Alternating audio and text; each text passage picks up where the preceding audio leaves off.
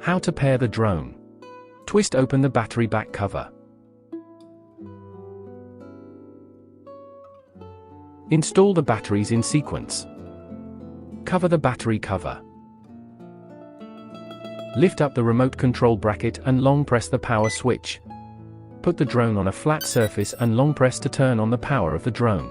The LED light of the drone flashes quickly.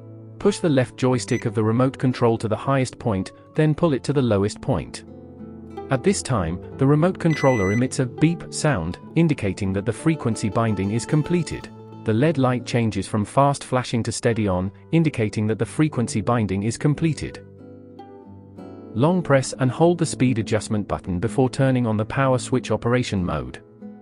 Push the right joystick of the remote control to the highest point and then pull it to the lowest point.